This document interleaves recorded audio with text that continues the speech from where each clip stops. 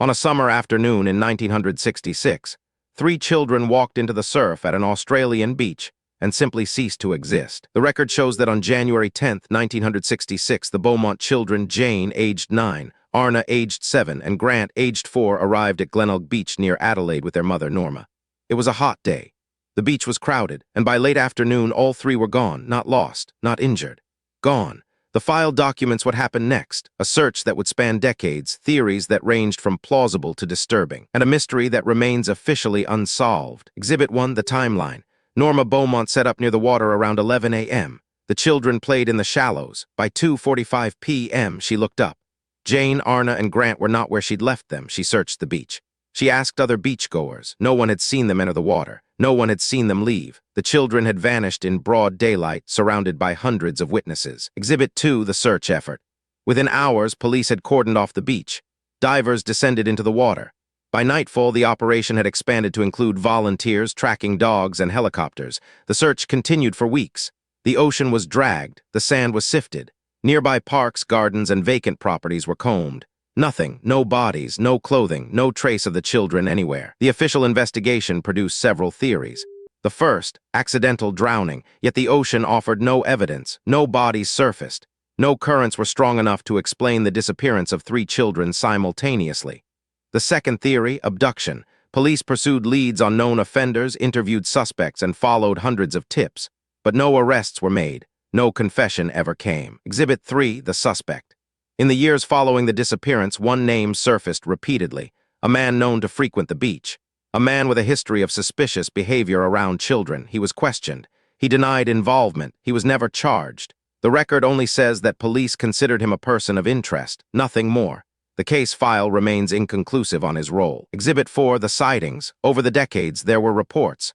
A woman claimed to have seen the children in another state years later. A psychic claimed to know their location.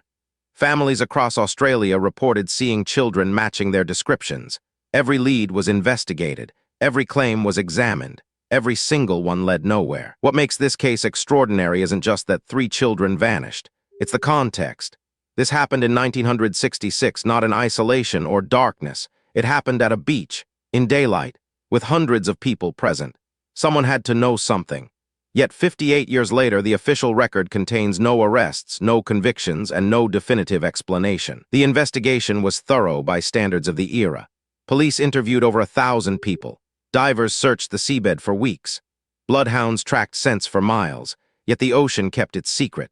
The sand held no clues, and the Beaumont children remained absent from every photograph, every record, every place they might have been found. One detail worth noting, the file documents that Jane Beaumont had been taught to be cautious around strangers. She was 9, old enough to know danger, yet she and her siblings left the beach or were taken from it without raising an alarm. The record doesn't speculate on how this occurred. It only notes that it did. The psychological weight of this case has haunted investigators for decades. In true crime, we often find closure, a body, a confession, a conviction. The Beaumont case offers none of these. It offers only absence. Three children walked toward the water on a summer day and left behind a void that no investigation has managed to fill. The last confirmed sighting of the Beaumont children was at 2:45 p.m. on January 10, 1966. After that moment, they existed only in photographs, in witness statements, in the memories of those who knew them. The official case remains open, but the file grows colder with each passing year. What we know is this: three children vanished from a crowded beach in broad daylight. What we don't know is everything else: why they left, where they went, who took them, if anyone, whether they survived, whether they're still out there somewhere, or whether the ocean claimed them.